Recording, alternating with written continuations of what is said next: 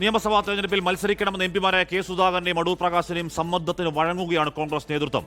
മത്സരിക്കാൻ ഇരുവർക്കും ദേശീയ നേതൃത്വം ഇളവ് അനുവദിച്ചേക്കും. തൽക്കാലം വാർത്താ സമ്മേളനം നടത്തരുത് എന്ന ഹൈക്കമാൻഡ് അഭ്യർത്ഥന കെ സുധാകരൻ മുഖവിലക്കെടുത്ത് അംഗീകരിച്ചു. എംപിമാർ മത്സരിക്കുന്നതിൽ നേതൃത്വം തീരുമാനമെടുക്കുമെന്ന് പ്രതിപക്ഷ നേതാവ് വി ഡി സതീശൻ പ്രതികരിച്ചു. എംപിമാർ മത്സരിക്കണമോ വേണ്ടയോ എന്ന് തീരുമാനിക്കേണ്ടത് സംസ്ഥാന നേതൃത്വം അല്ല. എല്ലാ ദിവസവും നിങ്ങൾ ചോദിക്കുന്നതിന് എത്ര പ്രാവശ്യം അല്ല കേക്ക്, അത് കേന്ദ്ര നേതൃത്വമാണ് തീരുമാനിക്കുന്നത്. കേന്ദ്ര നേതൃത്വം അത് തീരുമാനിച്ച് ഞങ്ങളെ അറിയിക്കും. അപ്പോൾ നിങ്ങളോട് പറയാം, വി ഡി സതീശനാണോ എംപിമാർ മത്സരിക്കണോ വേണ്ടതെന്ന് തീരുമാനിക്കുന്നത്? ആണോ KPCC പ്രസിഡന്റ് ആണോ തീരുമാനിക്കുന്നത്?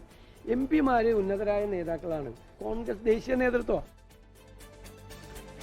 ബൽറാം നെടുങ്ങാടി വാർത്തയുടെ ഒരുമിച്ചിരുന്നു. ബൽറാം, ഒരു നേതാവിന്റെ പിടിവാശയ്ക്ക് മുന്നിൽ ഹൈക്കമാൻഡ് ഒരു സംഘടന ഒന്നാ കീഴടങ്ങുക എന്ന പ്രശ്നം അവിടെയുണ്ട്. ഹൈക്കമാൻഡ് ലോ കമാൻഡായി എന്ന രാഷ്ട്രീയ വിമർശനം ഉണ്ടാവാനിടയുണ്ട് എന്ന് പറയുമ്പോൾ പോലും ദീർഘനാളായി അലട്ടിയിരുന്ന ഒരു പ്രശ്നത്തിന് പരിഹാരമാകുന്നു എന്ന ആശ്വാസം കൂടി ആ സമവായത്തിൽ കോൺഗ്രസിനുണ്ട്. ബൽറാം,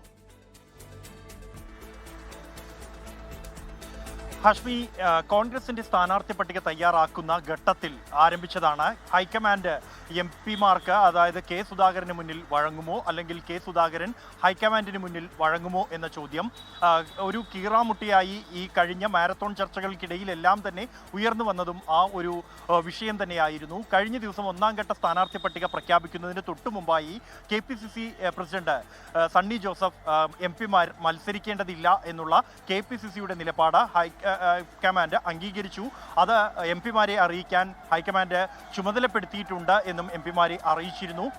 എന്നാൽ അതിന് പിന്നാലെ കെ സുധാകരൻ കൂടുതൽ പ്രകോപിതനായി മാറുന്നതാണ് കണ്ടത്. ഇന്ന് രാവിലെ അദ്ദേഹം മാധ്യമങ്ങളെ കാണും എന്ന് അറിയിച്ചിരുന്നു. മാധ്യമങ്ങളെ കണ്ടാൽ എന്തായിരിക്കും അദ്ദേഹത്തിന് പറയാനുള്ളത് എന്നുള്ളത് ഊഹിക്കാവുന്നതാണ് ഹൈക്കമാൻഡിനെ സംബന്ധിച്ചിടത്തോളം. ഒപ്പം തന്നെ കെ സുധാകരനെ പോലെ മുതിർന്ന ഒരു നേതാവ് അത്തരത്തിൽ ഒരു കടുത്ത നീക്കത്തിലേക്ക് നീങ്ങുകയാണെങ്കിൽ അത് പാർട്ടിക്ക് വലിയ തിരിച്ചടി തെരഞ്ഞെടുപ്പിൽ ഉണ്ടാക്കും എന്നും നേതാക്കൾ കണക്ക് കൂട്ടുന്നുണ്ട്. അദ്ദേഹത്തെ അനുനയിപ്പിക്കാൻ പല ഘട്ടങ്ങളിലുള്ള ചർച്ചകൾ നടന്നിരുന്നു. ഒന്നിനും തന്നെ കെ സുധാകരൻ വഴങ്ങിയിരുന്നില്ല. അദ്ദേഹം ഇന്നലെ രാവിലെ ഡൽഹിയിൽ മടങ്ങിയെത്തിയ ശേഷം അദ്ദേഹത്തിന്റെ ഫ്ളാറ്റിൽ തന്നെ തുടരുകയാണ്. പുറത്ത് ചർച്ചകൾക്കൊന്നും തന്നെ അദ്ദേഹം പോയിട്ടില്ല. അദ്ദേഹം ഫോണിൽ പല നേതാക്കളുമായി ആശയവിനിമയം നടത്തുന്നുണ്ട്. MK രാഘവൻ അദ്ദേഹത്തെ 2 തവണ വസതിയിലെത്തി കണ്ടിരുന്നു. ഈ ഒരു ഘട്ടത്തിലെല്ലാം തന്നെ ഹൈക്കമാൻഡിനെ സംബന്ധിച്ചിടത്തോളം ആ ഒരു നിർദ്ദേശം എത്രത്തോളം ഈ നേതാക്കൾ അംഗീകരിക്കും എന്നുള്ളത് കാത്തിരിക്കുക കൂടിയായിരുന്നു കഴിഞ്ഞ മണിക്കൂറുകളിൽ. എന്നാൽ മത്സരിക്കാൻ പല എംപിമാരും താല്പര്യം പ്രകടിപ്പിച്ചിരുന്നെങ്കിലും അതിൽ ഉറച്ചു നിന്നത് 2 പേരായിരുന്നു. അത് കെ സുധാകരൻ, അദ്ദേഹം കണ്ണൂരിൽ മത്സരിക്കാൻ താല്പര്യമറിയിച്ചു. മറ്റൊന്ന് തെക്കൻ കേരളത്തിൽ അടൂർ പ്രകാശ് MP, അദ്ദേഹം കോന്നിയിൽ മത്സരിക്കാനാണ് താല്പര്യം പ്രകടിപ്പിച്ചത്. അതിലദ്ദേഹം ഉറച്ചു നിൽക്കുകയുമാണ് ഉണ്ടായത്. ഈ ഒരു ഘട്ടത്തിലാണ് ഈ നേതാക്കൾ ഇടഞ്ഞു നിന്നാൽ അത് സാമുദായിക സമവാക്യങ്ങളെ പോലും ബാധിക്കുകയും പാർട്ടിക്ക് കേരളത്തിലുടനീളം അത് തിരിച്ചടിയാകാൻ ഇടയുണ്ട് എന്നുമുള്ള ഒരു വിലയിരുത്തലുണ്ടായത്. കെ സുധാകരനെ സംബന്ധിച്ചിടത്തോളം പല ഘട്ടത്തിൽ ഈഴവ പ്രാതിനിധ്യമാണ്, ഈഴവ വിഭാഗത്തിൽപ്പെട്ട ഇപ്പൊ എത്രയായാലും ജാതി മതവും നോക്കുന്നില്ല എന്നൊക്കെ, ഇത് പ്രബുദ്ധ കേരളമാണ്, പുരോഗമന കേരളം എന്നൊക്കെ പറയുമ്പോഴും യഥാർത്ഥത്തിൽ രാഷ്ട്രീയ പാർട്ടികളൊക്കെ നോക്കുന്നത് അത് തന്നെയാണ് എന്നാലും തർക്കമൊന്നുമില്ല. അപ്പോൾ ഈഴവ വിഭാഗത്തിൽപ്പെട്ട തലപ്പൊക്കമുള്ള നേതാക്കൾ ആരും സഭയിലേക്ക് ഉണ്ടാവില്ല എന്നൊക്കെയുള്ള പല രീതിയിലുള്ള പല വഴിക്കുള്ള സമ്മർദ്ദങ്ങളൊക്കെ ഉണ്ടായല്ലോ. ബൽറാം, യഥാർത്ഥത്തിൽ ഇവിടെ കേരള ഹൗസിൽ നിന്നും non liability certificate K Sudhakaran വാങ്ങുന്ന ഏതാണ് അതേ സമയത്ത് തന്നെ അടൂർ പ്രകാശും ഈ പറഞ്ഞ സർട്ടിഫിക്കറ്റ് വാങ്ങുന്നുണ്ട്.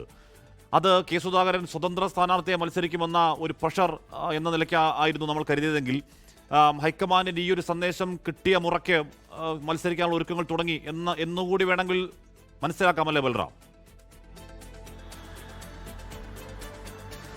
ഹഷ്മി, അത്തരത്തിൽ തന്നെ കെ സുധാകരന്റെ കാര്യത്തെ സംബന്ധിച്ചിടത്തോളം ആ തരത്തിൽ തന്നെ വിലയിരുത്തേണ്ടി വരും. കാരണം അദ്ദേഹം എത്ര കടുത്ത നിലപാടിലേക്കും പോയേക്കും എന്നുള്ള ചില സൂചനകൾ ഹൈക്കമാൻഡിനും ലഭിച്ചിരുന്നു. കാരണം അദ്ദേഹം സ്ഥാനാർത്ഥിത്വം സ്വയം പ്രഖ്യാപിച്ചതാണ്.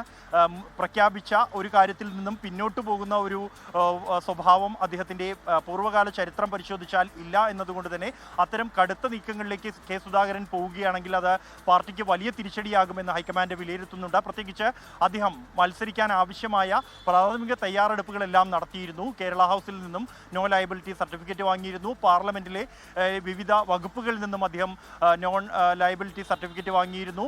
നാമനിർദ്ദേശ പത്രിക സമർപ്പിക്കാൻ ഇതെല്ലാം തന്നെ ആവശ്യമായ രേഖകളാണ്. സമാനമായി തന്നെ അടൂർ പ്രകാശും ഈ നീക്കങ്ങൾ നടത്തിയിരുന്നു. ഇരു നേതാക്കളും ഈ നീക്കങ്ങൾ നടത്തിയത് ഹൈക്കമാൻഡ് അവസാന ഘട്ടത്തിൽ മത്സരിക്കാൻ ഒരു നിർദ്ദേശം ലഭിക്കുകയാണെങ്കിൽ ആ ഒരു ഘട്ടത്തിൽ മത്സരിക്കാൻ കാലതാമസം എടുക്കരുത് എന്ന് കൂടി കണക്കുകൂട്ടി നടത്തിയാണ് ഇത്തരത്തിൽ നീക്കങ്ങൾ നടത്തിയത് എന്നാണ് ഇരുവരുമായി ചേർന്ന് നിൽക്കുന്ന വൃത്തങ്ങളിൽ നിന്നും ലഭിക്കുന്ന വിവരം. എന്തായാലും തയ്യാറെടുപ്പുകൾ ഇരുപക്ഷത്തും ഇരു നേതാക്കളും നടത്തിയിരുന്നു. മത്സരിക്കാനുള്ള എല്ലാ ഒരുക്കങ്ങളും വ്യക്തിപരമായി നടത്തിയിരുന്നു ഇരു നേതാക്കളും എന്ന് തന്നെയാണ് ഈ നീക്കങ്ങളെല്ലാം തന്നെ വിലയിരുത്തുമ്പോൾ മനസ്സിലാക്കാൻ കഴിയുന്നത്. കൂടാതെ ഇത്തരത്തിൽ ഈ ഈഴവ വിഭാഗത്തിൽ നിന്നും സംസ്ഥാനത്തെ കോൺഗ്രസിന്റെ സ്ഥാനാർത്ഥി പട്ടികയിൽ തലപ്പൊക്കമുള്ള നേതാക്കളില്ല എന്ന വിലയിരുത്തലുണ്ട്. അത്തരത്തിലുള്ള ആക്ഷേപങ്ങൾ, വിമർശനങ്ങൾ ഉയരുന്നുണ്ട്. അത് മലബാർ മേഖലയിൽ കെ സുധാകരൻ എന്ന ഈഴവ വിഭാഗത്തിൽ നിന്നുള്ള തലപ്പൊക്കമുള്ള നേതാവ്, മറിച്ച് തെക്കൻ കേരളത്തിൽ ഏറെ സ്വാധീനമുള്ള നേതാവാണ് അടൂർ പ്രകാശ്. ഇരുവരും തന്നെ പിണക്കിക്കൊണ്ട് തെരഞ്ഞെടുപ്പിലേക്ക് പോയാൽ അത് സംസ്ഥാനത്ത് പല തരത്തിൽ പാർട്ടിക്ക് തിരിച്ചടിയാകും. ഒന്നാമത് അതിനിർണായകമായ തെരഞ്ഞെടുപ്പാണ്. ഏതെങ്കിലും തരത്തിലുള്ള പൊട്ടിത്തെറികൾക്ക് ഇനി ആരോഗ്യമില്ല. ഒന്നാമത് സമയമില്ല. പൊട്ടിത്തെറിച്ച് പിന്നെ അത് പരിഹരിച്ച് പിന്നെ അത് മരുന്ന് തേച്ച് ആ മുറിവ് ഉണക്കി ഇലക്ഷനിലേക്ക് ഇറങ്ങുമ്പോഴേക്കും തെരഞ്ഞെടുപ്പ് കഴിയും. അതിനുള്ള സമയമില്ല. അപ്പോൾ കെ സുധാകരൻ പിടിക്കുന്ന പിടിക്ക് തൽക്കാലം വഴങ്ങല്ലാതെ ഹൈക്കമാൻഡ് ഒരു നിർവാഹമില്ല. ലോകത്തെവിടെയായാലും ഏത് സമയത്തും 24 വാർത്തകളും ഓഗ്മെന്റഡ് റിയാലിറ്റി പാക്കേജുകളും എക്സ്പ്ലെയിനറുകളും വിശദമായി കാണാൻ ഞങ്ങളുടെ യൂട്യൂബ് ചാനൽ നിങ്ങൾക്ക് സബ്സ്ക്രൈബ് ചെയ്യാം.